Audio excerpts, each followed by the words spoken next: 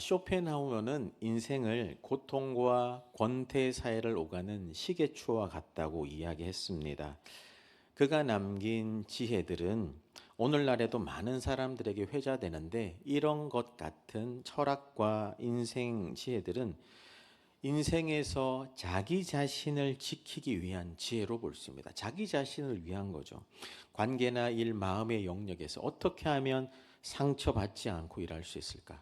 어떻게 하면 의미 없는 에너지 소모전을 피하고 어떻게 하면 더 나은 삶을 살 수 있을까? 자기 자신을 위한 겁니다. 그러나 성경이 우리에게 가르치는 교훈은 다릅니다. 성경은 나를 위한 처세술이 아니면 not for me. 성경은 오직 나를 만드신 그분 앞에 바르게 서게 하는 진리입니다. In front of God 하게 하는 진리입니다. 이를 하나님의 인생 레슨이라고 한다면 오늘 본문은 그 레슨을 가장 극적인 방식으로 우리에게 보여줍니다. 바벨론의 마지막 밤이었습니다. 벨사살 왕은 귀족 1000명을 모아놓고 대연회를 벌입니다. 바깥에는 메데바사 연합군이 온 성을 둘러싸고 있는 이 절체절명의 위기인데, 왕은 사람들을 불러 술 파티를 벌이고 있는 겁니다. 그때 갑자기 사람들의 손가락들이 나타나 촛대 맞은편 벽에 글자를 씁니다. 우리 같으면 여기에서 만약에 우리가 그럴 일은 없겠지만 여기 있는데 저쪽 편에 손가락이 나타나 크게 쓰는 겁니다. 잠자는 사람 누구인가 뭐 이렇게.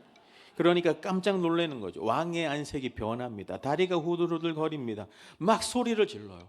이거 해석할 사람이 누구냐? 고대 아람어로 쓰여져 있기 때문에 이거 해석할 사람을 점쟁이를 불러오라. 점쟁이와 술사를 불러오지만 아무도 해석하지 못합니다. 글자는 읽을 수 있었겠지만 그때 한 사람이 불려옵니다. 그 사람은 소년일 때 바벨론 포로로 잡혀왔고 왕실의 사람으로 뽑혔고 왕조가 바뀌기까지 그는 평생 주님 앞에 이방 나라에서 신실하게 섬겼다. 지금 나이로, 본문의 나이로 치면 소년으로 잡혀온 그는 지금 약 80대의 노년이 된 다니엘입니다.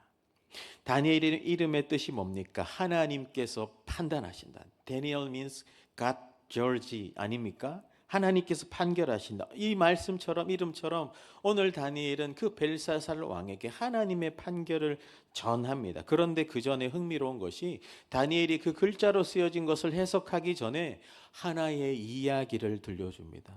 그건 벨사살 왕의 아버지 부친 느부갓네살의 이야기인데, 그 아버지의 실패담을 통해서도 배운 인생 교훈이 있음에도 불구하고 배우지 않는 벨사살 왕에 대한 이야기입니다. 여러분, 오늘 나눌 설교 제목이 뭡니까? 하나님의 인생 레슨. 하나님은 오늘도 여러분 우리 각자의 삶 속에 때로는 우리보다 앞서간 자들의 시행착오를 통해서 인생 레슨을 심어 놓으셨습니다. 문제는 그것을 내가 배우느냐 그렇지 않느냐 라는 것이죠. 이 본문을 통해 우리가 함께 나눌 하나님의 인생 레슨에 대한 교훈, 첫 번째는 아비의 교훈을 배우듯 하나님의 인생 레슨을 배워야 한다라는 것입니다. 17절에 보면 다니엘은 이방 왕의 상급을 거절합니다. 왜냐하면 상을 받으러 온 게 아니라 하나님 말씀 전하러 왔거든요. 벨사살 왕의 대연회에 그 손가락에 쓴 글자를 해석하기 전에 그의 부친 느부갓네살의 스토리로 시작합니다. 18절에 다니엘은 이야기하죠. 지극히 높으신 하나님께서 벨사살 왕의 부친 느부갓네살에게 나라와 권세와 영광과 위엄을 주셨습니다. 이 주셨다라는 원문은 주권을 가진 자가 이양하다라는 겁니다. 여러분, 느부갓네살이 가진 모든 것, 권력, 명예, 군사력, 경제력, 권세, 힘은 모두 어떤 것도 그의 것이 아닙니다. 그의 가진 모든 것은 하나님이 주신 거예요. 하나님이 주신 거. 로마서 13장에 보면 각 사람은 위에 있는 권세들에게 복종하라. 권세는 하나님으로부터 나지 않음이 없나니 모든 권세는 다 하나님께서 정하신 바라. 13장 1절에 이렇게 나와 있거든요. 주신 분이 하나님이시라는 겁니다. 그렇기 때문에 맡은 자도 주님을 경외함으로, 맡겨진 자도 겸손함으로 따라와야 하는데, 19절에 보면 하나님이 주신 권세였기에 느부갓네살 왕이 열국이 그 앞에서 떨며 두려워합니다. 왜요? 하나님이 주신 거니까. 근데 그는 그게 자신의 것인 줄 알고 임의로 사람을 죽이고 낮추고 살리기로 하다가 20절에 바로 그 지점에서 마음이 높아지기 시작합니다. 하나님이 주신 것을 자기 것으로 착각하는 순간 은혜는 교만으로 바뀌어지는 겁니다. 은혜는 교만으로. Grace exchange arrogant로 되는 거예요. 여러분, 느부갓네살은 이렇게 말한 게 있습니다. 다니엘서 4장 30절에 보면 이 큰 바벨론은 내가 능력과 권세로 건설하여 내 위엄을 나타낸 게 아니냐 라는 그의 말이 입에서 채 끝나기도 전에 하늘에서 심판이 떨어지는데, 내게서 나라의 왕위가 떠났다. 결국 다시 20절로 돌아오면 그의 왕권이 패합니다. 영광을 빼앗깁니다. 21절에 어떻게 됩니까? 사람들 가운데 그가 들짐승처럼 와일드 애니멀처럼 살아가게 됩니다. 한 나라의 황제가 들짐승처럼 들나귀와 함께 살며 소처럼 풀을 먹으며 짐승 같은 세월을 보냅니다. 여러분, 교만의 종착지는 이와 같은 것입니다. 그러나 21절 후반절의 이야기는 거기서 끝나지 않아요. 기한이 참해 느부갓네살에게 다시 총명이 돌아오게 됩니다. 그리고 그는 마침내 그 자리에서 고백하죠. 지극히 높으신 하나님. 시작도 어떻게 됐습니까? 지극히 높으신 하나님이 왕에게 주셨는데 자기 것으로 알고 교만하다가 들짐승처럼 살다가 다시 지극히 높으신 하나님이 총명을 주니까 정신이 든 거죠. 아, 하나님이 이 사람 나라를 다스리시는구나. 강력하게 통치하시는구나.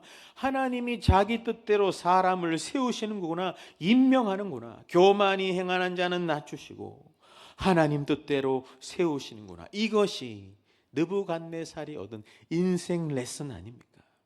처참한 광야의 시간을 보내며 배운 것입니다. 처절하게 낮아져서 배운 교훈이었습니다. 잠언 15장 5절에 보면 아비의 훈계를 업신여기는 자는 미련한 자요, 경계를 받는 자는 슬기를 얻을 자니라.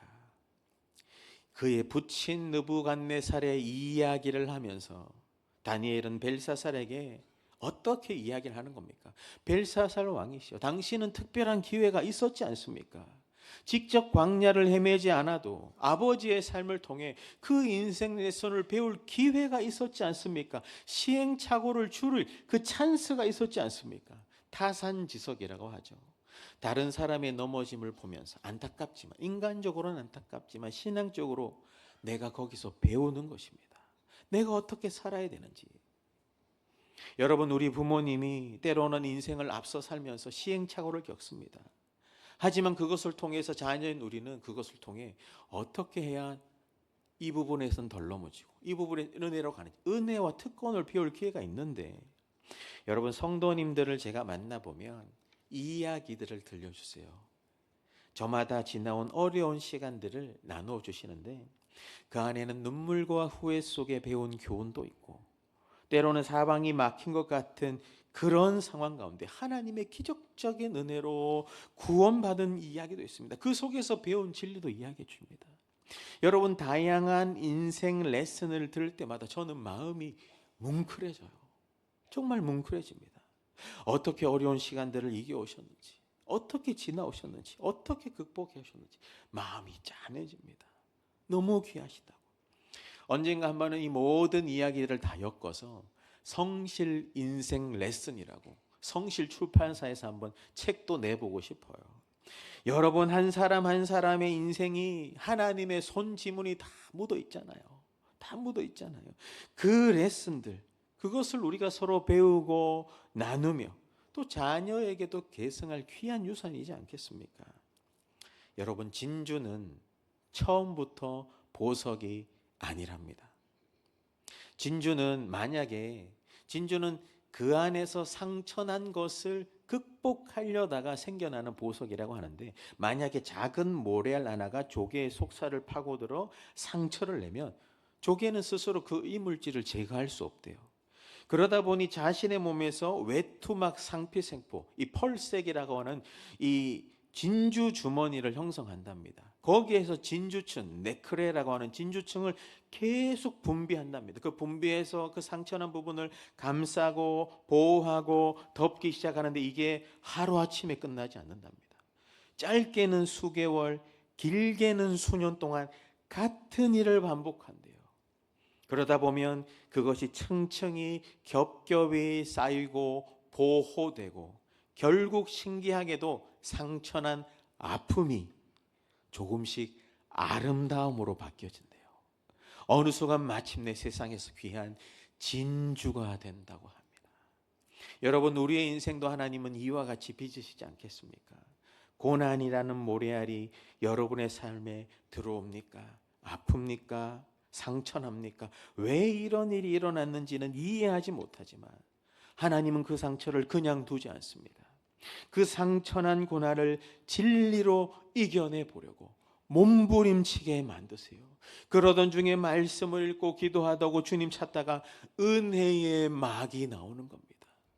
은혜의 막이 그 상처를 덮게 하시고 말씀의 층으로 감사 보호하시고 기도하고 순종하는 중에 성령께서 오히려 그 고난을 통해, 상처난 고난을 통해, 아픔을 통해 우리로 하여금 더 귀한 성령 앞에 보석 같은 사람으로, 진주 같은 사람으로 변화시켜 주시는 줄 믿으시길 바랍니다.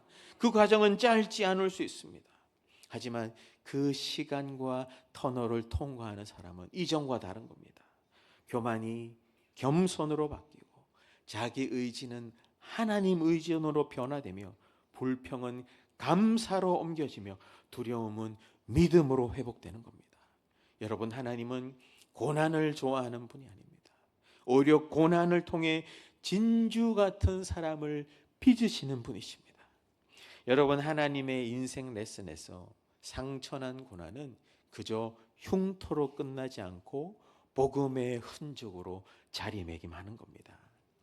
살면서 좋은 사람들 만나고 좋은 환경 속에서 좋은 인생 교훈을 배우면 제일 감사하겠지만 지금 혹시 어둡고 힘든 터널을 지나고 계신 분이 계십니까?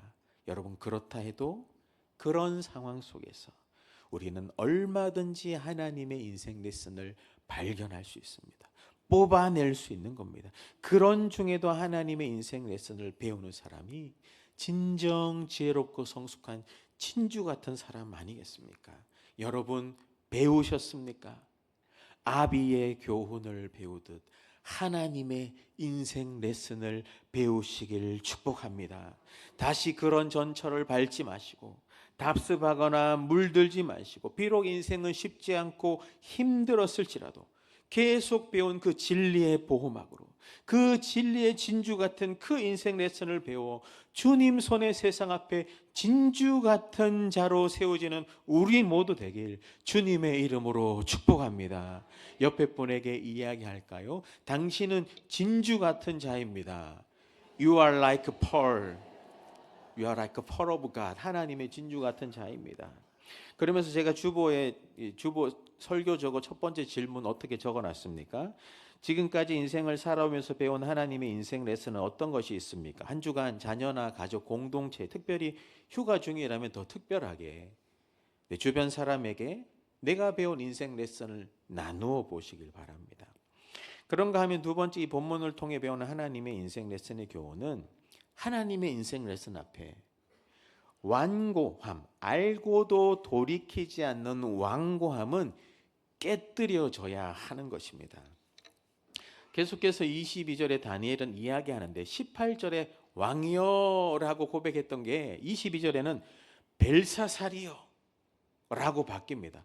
직접적으로 이름을 부르는 거죠. 직접적으로 말씀을 귀담아 듣게 하는 겁니다.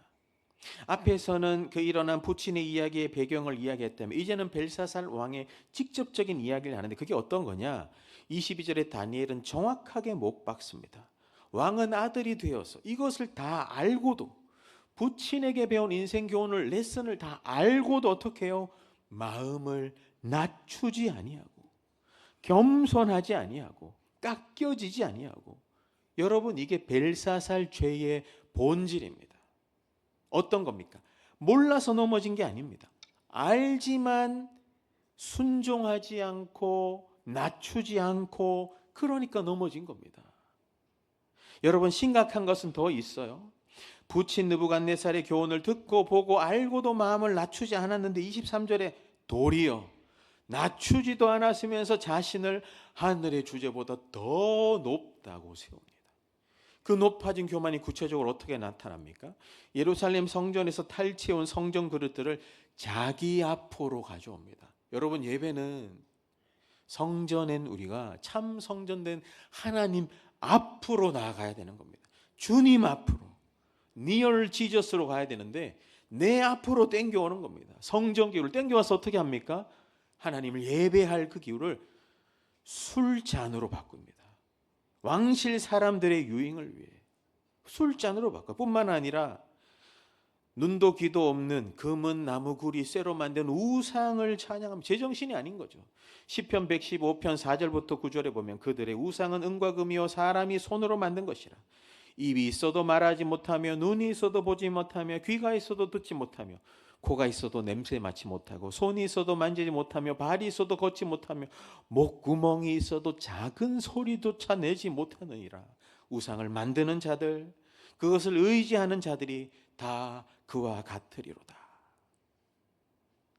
여러분, 정작 벨사살 왕의 이 호흡을 주장하시는 그 하나님께, 그 사람의 모든 삶의 방식을 허락하고 주장하시는 그 살아계신 하나님께는 어떤 영광도 찬양도 올려드리지 않는 겁니다. 내 목구멍 숨구멍을 떼었다 붙였다 하는 그 하나님 앞에 예배하지 않는 겁니다. 그 부친의 레슨을 통해 배우고도 낮추지도 아니하고 자신을 높이는 교만함으로 나아간 거죠.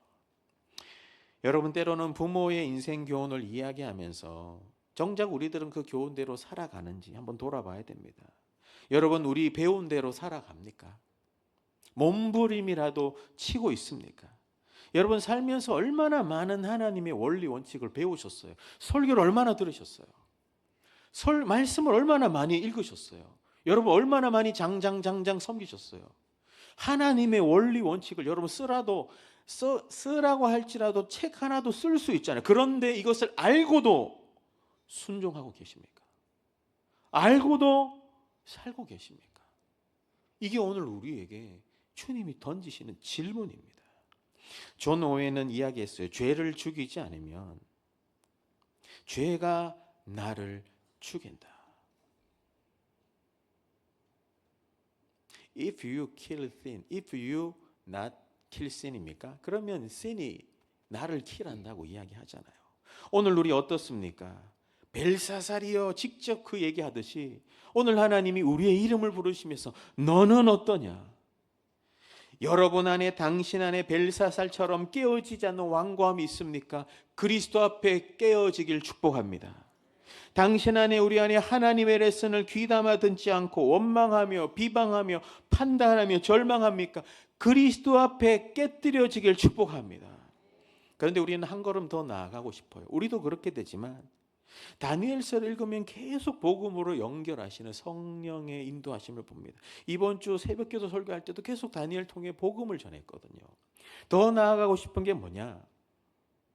이런 것을 우리에게 깨어지지 않는 완고함을 깨뜨리지만 우리 주변에 벨사살과 같은 사람들이 너무 많아요. 그들을 어떻게 도울 것인가 하는 질문에 우린 더 나아가야 됩니다. 우이천을 걷다 보면 강북구와 도봉구가 서로 다르더라고 하더라고요. 맞습니까? 그리고 보니까 강북구는 조금 어두운 것 같고 도봉구는 밝은 것 같더라고요. 구의 예산이 다르다고 하더라고요. 그래서 어떤 데는 이제 도봉구 쪽에서 뭐 이렇게 분수도 나오고 하던데, 여러분, 강북구와 도봉구를 잇는 그 우이천을 지나가다 보면 중간에 어떤 게 있습니까? 돌로 된 징검다리가 있죠. 생김새와 모양은 다 다르지만 그 기능과 목적은 하나입니다. 이쪽 편에서 이쪽 편으로, 이쪽 편에서 이쪽 편으로 이어지게 해주는 거. 이 징검다리가 없다면 우린 저기 덕대까지 돌아와야 되겠지만 이 징검다리가 있기 때문에 우리는 안전하게 건널 수 있어요. 더 빠르게 갈 수 있는 것입니다. 아름답게 갈 수 있는 것입니다. 여러분, 벨사살에게 이것이 부족했습니다. 무슨 말입니까? 알지만 삶으로 이어지게 건너게 살아가게 해줄 수 있는 어떤 징검다리가 없었다라는 겁니다. 여러분, 우리 인생에는 두 가지 징검다리가 필요해요. Witness to bridge라고 할 수 있을까요? 첫 번째는 신앙의 징검다리입니다. Bridge of faith, 말씀과 기도의 징검다리입니다. 말씀과 기도를 통해 내가 알던 것이 맞구나, 내가 걸어온 길이 맞구나, 알았지만 내가 못 갔구나 확인받고 예배할 때 우리의 신앙과 믿음은 더욱 깊어지는 줄 믿으시길 바랍니다. 또 하나는 관계의 징검다리입니다. Bridge of relationship이라고 할까요? 목장, 구역, 셀, 공동체, 지금 이 자리에 앉아있는 서로 지체들입니다. 하나님은 각자에게 필요한 사람을 붙여주세요. 그들을 만나면 우리의 신앙이 수정됩니다. 교정됩니다. 도전됩니다. 바르게 자라갑니다. 어느 정도 자라면 우리도 또 다른 자에게 복음의 징검다리가 되어줘야 돼요. 나에게서만 머무른 것이 아니라 나도 배우고 자랐다면 나도 연약한 자에게, 힘들어하는 자에게, 알지만 삶으로 건너오지 못하는 자에게 복음의 징검다리, 지난주로 치면 생수의 징검다리, 예수의 징검다리가 되어줘서 함께 자라나야 된다라는 겁니다. 여러분, 이 세상에는 벨사살과 같은 사람이 너무 많아요. 그들에게 여러분 어떻게 할까요? 우리가 먼저 우리 안에 하나님의 진주 같은 인생 레슨을 배우고 또 우리를 통해 우리가 인생의 징검다리가 되어서, 복음의 징검다리가 되어서 그들을 주님 앞으로 건너오게 도와줘야 되지 않겠습니까? 여러분, 혼자 있어서는 변화가 잘 일어나지 않습니다. 함께 있어야 연약함이 드러나고 그 연약함 밑에 깊은 어떤 죄와 상처 뿌리가 있는지 또 나타나며, 그것이 그 완고함이 성령 앞에, 기도 앞에 깨뜨려지게 되고 결국은 그 속에서 선한 기쁨과 생명수와 은혜 받을 만한 그릇으로 자라나는 겁니다. 여러분, 함께 있을 때 가능한 거예요. 완고한 사람은 성장이 멈춰버리지만 완고함을 주님 앞에 깨뜨리는 사람은 날마다 하나님의 인생 레슨 앞에 그 징검다리 같이 주님께 더 가까이 가고 자라가는 것입니다. 오늘 우리의 공동체는 어떻습니까? 여러분, 교회는 징검다리와 같은 것입니다. The church is the bridge of the world. 세상의 징검다리가 되어야 되지 않겠습니까?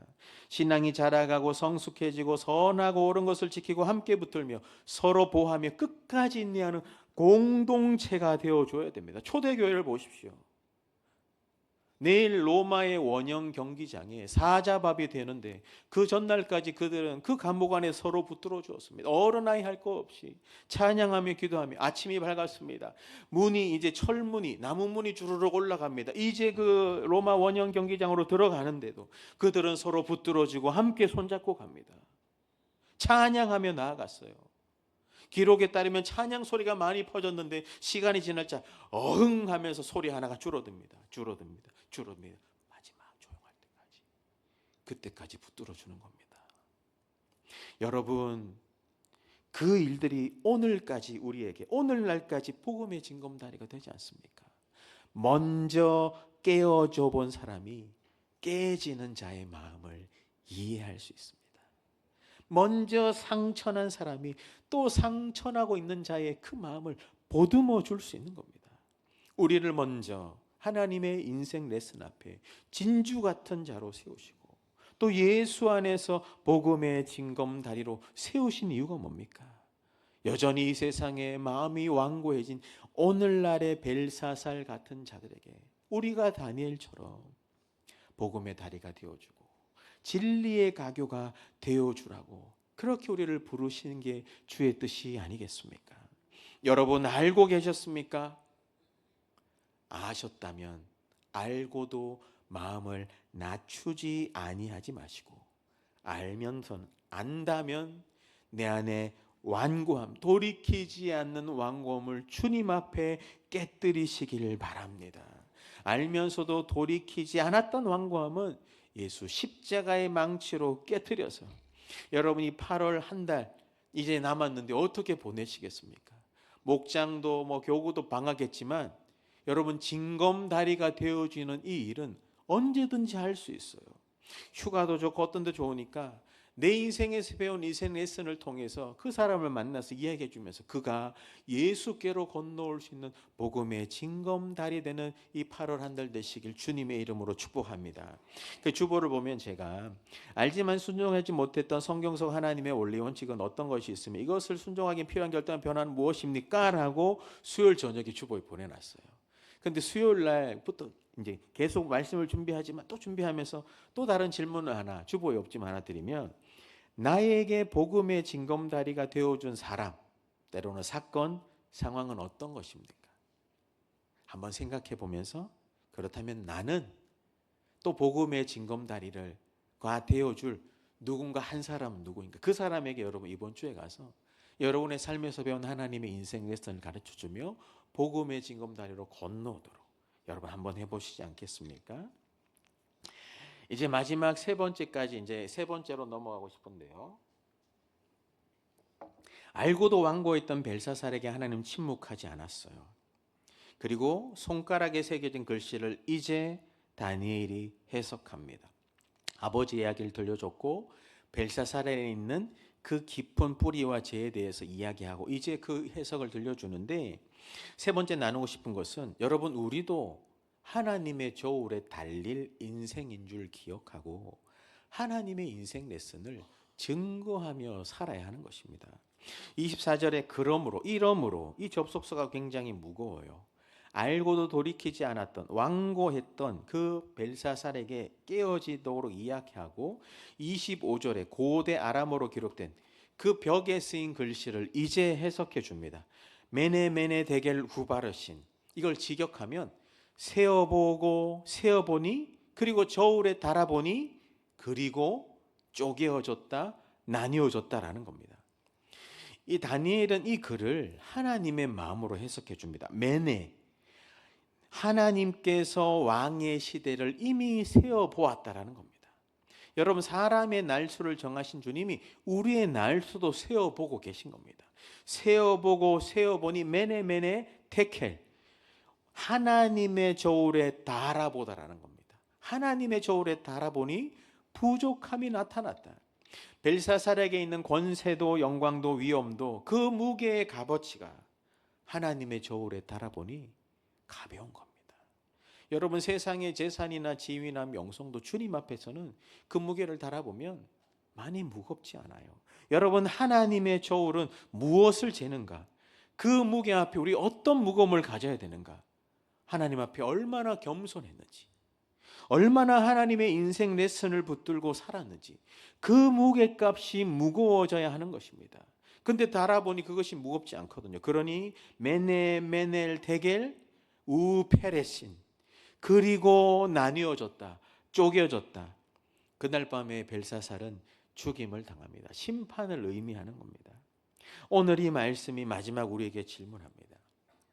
오늘 밤, tonight, 하나님이 우리에게 메네 테겔이라고 질문하신다면, 너의 인생을 내가 세어보고 있고 세어보니, 그리고 나의 저울에 달아보았더니, 그 다음 말이 어떤 게 나올까요?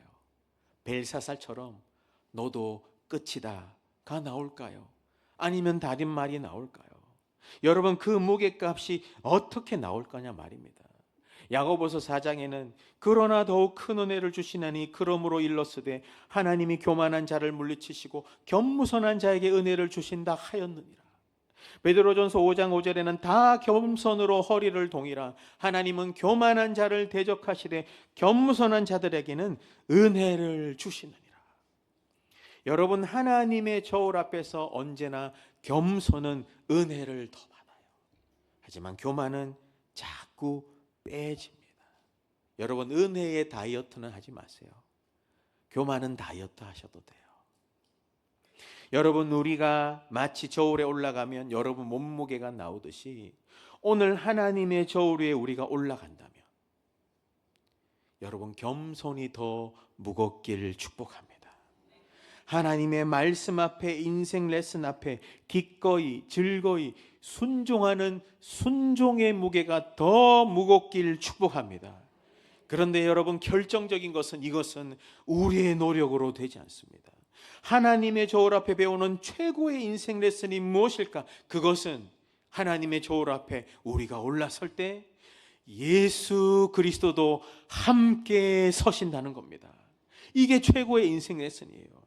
사실 벨사살의 이름은 생명을 보호하소서라는 것인데, 그는 그 이름과는 반대로 그날 밤에 그 생명의 죽음을 얻습니다. 심판의 판결을 받아요. 다니엘의 이름처럼 하나님께서 판결하는 거죠. 여러분, 우리 역시 언젠가 하나님의 저울 앞에 서게 될 때가 있습니다. 그러나 여러분, 우리는 다릅니다. 우리가 올라서면 형편없이 가벼울 수 있습니다. 하지만 우리와 함께 예수님이 그 저울에 올라가시는 겁니다. 그렇기 때문에 하나님의 공의의 값, 사랑의 값, 구원의 값을 다 만족시켜 주는 거예요. 그 자리에서 우리 대신 서서 우페레신, 난임바 되신 분이 예수님이라는 겁니다. 우리가 죽었어야 되는데, 우리가 난임바 되고 우리가 쪼갠바 되어야 되는데, 우리 대신 예수님이 우페레신, 난임바 되시고 쪼갠바 되시고 우리 대신 무거운 죄를 지사 십자가의 저울에 달리사 죄와 사망과 수치와 공의 값을 다 치르셨다는 겁니다. 그 십자가의 저울이 우리의 값이라는 겁니다. 더 놀라운 소식은 뭡니까? 사망의 판결을 받으신 그 예수님이 생명으로 부활하신 것입니다. 더 이상 사망의 값이 아니라 우리는 구원의 값을 받으시는 겁니다. 그 생명으로 죄와 수치의 값을 다 지불하셨어요. 어제는 심판의 저울이 된 예수 그리스도의 십자가 저울이 오늘 그리스도 안에 있는 모든 자에게는 이제는 구원과 생명, 은혜의 복음의 징검다리가 되는 것입니다. 여러분, 오늘 밤 달아본다면 어떠시겠습니까? 그래서 오늘 세 번째 질문도 여러분 살펴보시고 말씀을 마무리하겠습니다. 제가 설교를 시작할 때 쇼펜하우어가 인생을 고통과 권태 사이의 시계추라고 했습니까? 그러나 마치는 이 시점에 우리는 압니다. 더 이상 시계추가 아니라 여러분, 하나님의 저울은 예수 그리스도 안에서 은혜로 기울어진 줄 믿으시길 바랍니다. 우리는 거기 위에 서 있는 거예요. 하나님의 저울 앞에 우리는 이미 달렸고 예수 그리스도 안에 있기 때문에 하나님의 인생 레슨을 배워서 어렵지만 힘들지만 오늘도 은혜의 막을 계속 내면서 진주 같은 자로 자라가야 하는 겁니다. 거기서 끝이 아니라 내게 배운 그 인생 교훈 가지고 내 가족들에게, 주변 사람들에게, 세상의 벨사살들에게 우리가 복음의 징검다리가 되어줘야 돼요. 여러분이 되어줘야 됩니다. 여러분이 아니면 누가 합니까? 목사님, 젊은 사람들이 하겠죠. 여러분 100세 미스트면 다 젊은 사람들입니다. 우리가 복음의 징검다리가 되어줘야 돼요. 우리가. 여러분, 아직 기회가 있습니다. 벨사살은 심판의 판결 받아 죽었지만 아직 주님이 아직 오시지 않았기 때문에 아직 우리가 전할 기회가 있단 말입니다. 여러분, 이가 세상 가운데 우리 대신 죄와 사망의 판결을 받으신 형편없는 우리 대신 십자가에서 죽으시고 부활하사 하나님의 최고의 인생 레슨을 주신 그 예수님 안에서 우리도 진주 같은 자가 되고 우리도 그 예수님을 전하는 복음의 징검다리가 되어야 되지 않겠습니까? 여러분, 이 복음을 붙들고 이 인생 레슨대로 살면서 주님의 징검다리가 되는 성도와 공동체에게는 복음빛 미래가 있습니다. 그 가정은, 그 개인은 고난이 와도 절대 무너지지 않아요. 모래알 같은 고난이 삶에 박힐 때 더 상처가 은혜로 덮여지고 오히려 고난을 통해 하나님께 나아가는 순풍이 될 줄 믿으시길 바랍니다. 그렇게 되길 축복합니다. 가정과 미래 세대에도 소망이 생겨 때로는 우리 세대의 약함과 부끄러운 게 있지만 그것을 통해 우리가 역으로 배운 인생 레슨을 자녀들에게, 주변에게 가르쳐 줄 때 그들은 시행착오하지 않는 거예요. 그들은 우리가 징검다리가 되어 더 빠르고 더 안전하고 더 복음의 길로 갈 수 있는 겁니다. 교만과 실패가 대물림되는 집이 아니라 겸손한 은혜가 넘쳐나는 집이 되길 축복합니다. 완고한 집이 아니라 완고함이 깨어져서 완전한 은혜가 가득한 집이 되어 그들을 귀하게 사용하는 그런 은혜가 있길 주님의 이름으로 축복합니다. 교회 공동체도 마찬가지인 거죠. 하나님의 인생 레슨을 아는 교회는 다 겸손합니다. 그리고 서로 붙들어줘요. 끈끈하게 붙들어주는 겁니다. 누군가 넘어질 것 같으면 내가 가서 붙들어준 바 되고, 내가 또 붙들어준 바 되기 때문에 누군가 세워지게 되고, 서로 함께 날마다 자라가 그리스도의 장성한 분량까지, 어디까지 올라갈까? 이 손이, 제 손은 여기까지밖에 안 됩니다. 그러나 저까지 살아가겠죠. 그렇게 우리에게 오시는 하나님의 최고의 인생 레슨인 예수 그리스도 안에서 하나님의 진주 같은 자로, 복음의 징검다리로 살아 이 세상 가운데 복음빛 미래로 살아가는 우리 성도님들의 가정, 인생, 우리 교회 공동체 되길 주 예수 그리스도 이름으로 축원합니다.